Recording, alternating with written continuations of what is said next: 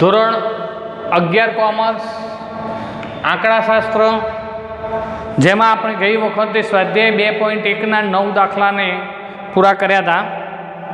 2.1નો 10મો દાખલો છે. સારો દાખલો છે, પૂછાઈ શકે તેમ છે. આ દાખલામાં આપણને કહ્યું છે કે નીચે આપેલ આવૃત્તિ વિતરણની વર્ગ સીમાઓ પરથી વર્ગ સીમા બિંદુઓ મેળવી આવૃત્તિ વિતરણ લખો. બરાબર. અહીંયા આપણને આપવામાં આવેલા જે વર્ગ છે એ વર્ગમાં 1 થી 1.475 એ પહેલો વર્ગ છે. બીજો છે 1.5 થી 1.975 આપેલ છે. ત્રીજું છે 2 થી 2.475. ચોથો વર્ગ આપ્યો છે 2.5 થી 2.975. ત્યાર પછી 3 થી 3.475, 3.5 થી 3.975. આમ વર્ગ આપ્યા છે. બાજુમાં તેની એફઆઈ પણ આપી છે 5, 10, 20, 20, 10 અને 5. કુલ એ આપણને અહીંયા 70 આવૃત્તિ આપેલી છે. બરાબર. ધ્યાન રાખો ભાઈ કે જ્યારે આપણને આવા વર્ગો આપ્યા હોય ત્યારે આપણે જાણીએ છીએ કે આ વર્ગો એ કેવા વર્ગો છે મિત્રો? તો કહે છે કે સતત અનિવારક વર્ગો છે. કેવા છે? તો અહીંયા આગળ સતત અનિવારક વર્ગ હોય તો ત્યારે આપણે તેની અધઃસીમા બિંદુ અને ઉર્ધ્વ સીમા બિંદુ એ જુદા હશે. આ આપણને સીમાઓ આપી છે વર્ગની, એના ઉપરથી આપણે આગળ અધઃસીમા બિંદુઓ એ શોધવા પડશે અને સાથે સાથે અહીં આગળ ઉર્ધ્વ સીમા બિંદુ પણ શોધવા પડશે. બરાબર. આના ઉપરથી આપણે અહીં આગળ એ સતત વર્ગો અને તેની એફઆઈ અહીંયા શોધી શકાશે. તો આ શોધવા માટે એક આપણે કોષ્ટક તૈયાર કરીશું જેની અંદર આપણને ઉર્ધ્વ સીમા બિંદુઓ, અધઃ સીમા બિંદુઓ એ આપણે જાણી શકીએ છીએ. બરાબર. તો આવી રીતે આપેલા કોષ્ટકમાંથી આપણે આ શોધવાનું છે. સારું. હવે ધ્યાન રાખો, આપણે શોર્ટકટમાં આપણે જ્યારે પૂર્ણાંકમાં વર્ગો આપ્યા હોય ત્યારે આપણે એવું કહેતા હતા કે સીમામાંથી 0.5 બાદ કરો અને ઉર્ધ્વ સીમામાં 0.5 ઉમેરો એટલે આપણને અહીંયા આગળ બિંદુઓ મળી જાય. અહીંયા આપણે ધ્યાન રાખવાનું કે આ અનિવારક વર્ગ હોવાના કારણે બિંદુઓ શોધવા પડે.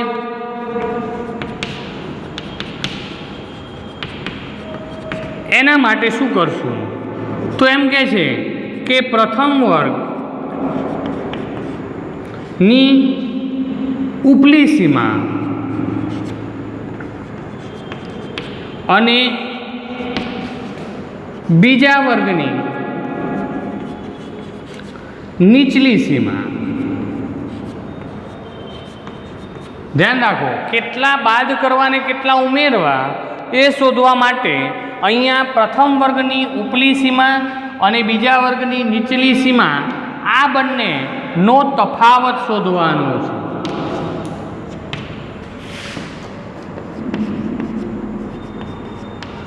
તફાવત શોધ્યા પછી એમાં શું કરવાનું?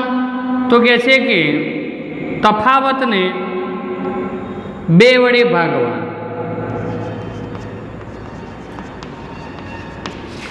જે મળે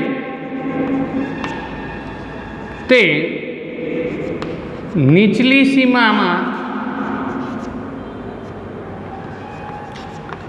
સીમામાંથી બાદ કરો અને ઉપલી સીમામાં ઉમેરો તો બિંદુઓ મળે. આ ખાસ ધ્યાન રાખજો. આ દાખલામાં જોઈએ સૌ પ્રથમ પહેલો વર્ગ છે, તેની ઉપલી સીમા 1.475 છે, તેની બીજી છે તો બીજા વર્ગની નીચલી સીમા આપણે કહ્યું તેમ 1.5 છે. તો આમાંથી આ સીમાને આપણે બાદ કરી દો. તો માની લઈએ કે જેમ કે 1 થી 1.475 વર્ગ માટેનું બિંદુ, બરાબર. તો અહીં શું કરશું આપણે? 1.5 માંથી હમણાં કહું તેમ -1.475 બરાબર. અહીં આગળ આપણે આમાંથી આ બાદ કરીએ તો આપણને કેટલી કિંમત મળશે? તો કે છે 1 આને બાદ કરતા 0.025 મળે. કેટલા મળશે? 0.025 મળશે. હવે આપણે આગળ વાત કરી કે તફાવત જે મળ્યો એને કેટલા વડે ભાગવાના? 2 વડે ભાગી નાખો. તો હવે આપણે અહીં આગળ આ આપણને તફાવત મળ્યો,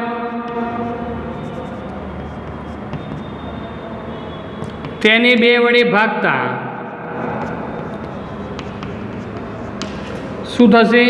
0.025 ભાગ્યા 2 બરાબર આપણને મળશે 0.0125. જુઓ, હવે આપણને આ 0.0125 મળ્યા, તે દરેક સીમામાં અધર સીમામાંથી બાદ કરવાના, ઉર્ધ્વ સીમા ઉમેરવાના. તો આપણને અધર સીમા બિંદુઓ અને ઉર્ધ્વ સીમા બિંદુઓ મળશે. વિદ્યાર્થી મિત્રો, આપણે જોઈએ કે એકમાંથી હું 0.0125 બાદ કરું તો મને અહીં આગળ એ અધર સીમા બિંદુ મળશે, બરાબર. તો 1 - 0.0125 બરાબર 0. એ આપણને કેટલા મળશે? તો કે છે 98.75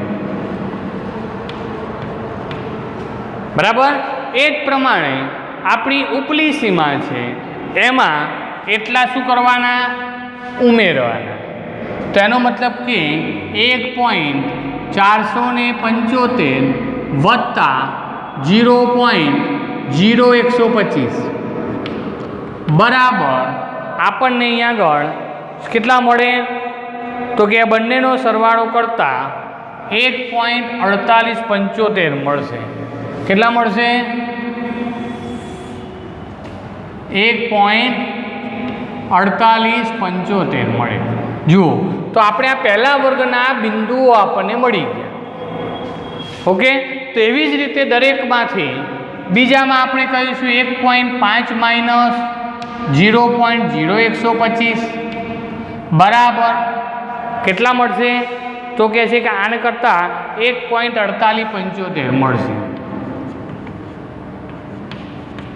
ચલો, એ જ પ્રમાણે 1.975 લઈએ વત્તા 0.0125 પ્લસ કરો તો આપણને અહીં આગળ એ આંકડો કેટલો મળે છે? તો કે 1.9875 મળે છે, બરાબર. તો અહીંયા સાથે સાથે વર્ગો લખવા હોય તો પણ લખી શકાય કે અહીંયા આગળ વર્ગની અંદર પણ આપણે લખીએ સતત વર્ગો કયા મળે? 0.9875 થી 1.9875 4875 બરાબર. એફઆઈ એની એજ આપી છે 5 લખી દઈશું બરાબર. તો આ રીતે આપણે અહીં આગળ એ એફઆઈ પણ લખી શકીએ છીએ. ઓકે, તો સરસ. ચલો આપણે આગળ હવે એ જ પ્રમાણે આ બીજો વર્ગ કયો મળ્યો?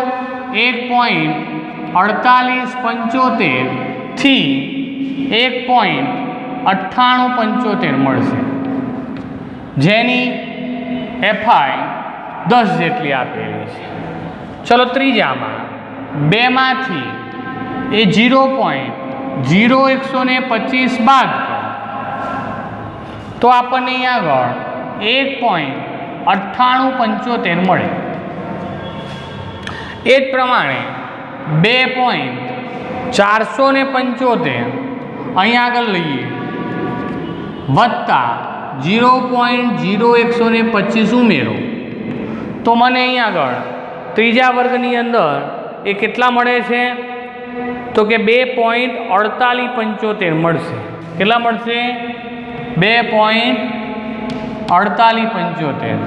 એટલે કે આ વર્ગ આપણને મળશે 1.9875 થી 2.4875 બરાબર, જેની એફઆઈ છે 20 જેટલી. તે જ પ્રમાણે મિત્રો 2.5 માંથી 0.0125 ને બાદ કરો તો મને 2.4875 મળે. 2.5 માંથી બાદ કરીએ તો 2.4875 મળશે. એ જ પ્રમાણે આની અંદર શું કરવાનું છે? તો કે છે 2.975 માં 0.0125 ઉમેરો તો આપણને અહીં આગળ 2.5 માં એટલા ઉમેરવામાં આવે 2.975 માં તો 2.9875 મને મળશે બરાબર. એટલે આ વર્ગ આપણને કયો મળ્યો? તો કે 2.5 માંથી 2.4875 ઓકે 2.4875 થી 2.9875 મળશે, જેની પણ આવૃત્તિ એ 20 જેટલી હશે. ત્રીજામાં 3 માઇનસ 0.0125 અહીં આગળ કરવામાં આવે તો આપણને મળશે 2.9875 બરાબર. અને 3.475 માં 0.0125 ઉમેરવામાં આવે તો અહીં આગળ મને કેટલા મળશે? તો કહે છે કે 3.475 માં એમાં ઉમેરું તો 3.4875 મળે બરાબર. એટલે આ વર્ગ આપણને મળશે 2.9875 થી 3.4875 થાય બરાબર. તો આનું આપણે કહીએ કે એફઆઈ 10 જેટલી આવે છે. છેલ્લો વર્ગ છે 3.5 માઇનસ 0.0125 બરાબર મળશે 3.4875 બરાબર. એ જ પ્રમાણે 3.975 વત્તા 0.0125 કરીએ તો મને અહીં આગળ એ છેલ્લે આપણને એનો સરવાળો કરતાં મળશે 3.9875. તો અહીં આગળ 3.9875 જેટલા મળશે. એનો મતલબ કે છેલ્લો વર્ગ આપણને અહીં આગળ 3.4875 થી 3.9875 જેટલા મળે, જેની એફઆઈ 5 જેટલી થાય. વિદ્યાર્થી મિત્રો, અહીંયા આપણને આ દાખલો આ રીતે આપણે ગણી શકીશું. જ્યારે આપણને આવા વર્ગો આપ્યા હોય અને તમને એમ કે સતત વર્ગો તૈયાર કરો, જો અહીંયા સતત નિવારક વર્ગો બની ગયા 0.9875 થી 1.4875, 1.4875 થી 1.9875, 1.9875 થી 2.4875, 2.4875 થી 2.9875 અને 2.9875 થી 3.4875, છેલ્લો વર્ગ 3.4875 થી 3.9875 મળશે. એનો મતલબ કે સતત નિવારક વર્ગો જે આપણને દાખલામાં કહ્યું જ છે કે સીમાઓ પરથી સીમા બિંદુઓ મેળવી આવૃત્તિ વિતરણ લખો, તો આ આપણા સીમા બિંદુઓ મેળવ્યા એની પરથી આપણે આ આવૃત્તિ વિતરણ આપણે તૈયાર કર્યું. તો વિદ્યાર્થી મિત્રો, અહીં આગળ આ એક દાખલો એ આપણે અહીં આગળ પૂર્ણ કર્યો. 2.1નું સ્વાધ્યાય એ અહીં આગળ આપણે પૂર્ણ થશે. જય સ્વામિનારાયણ.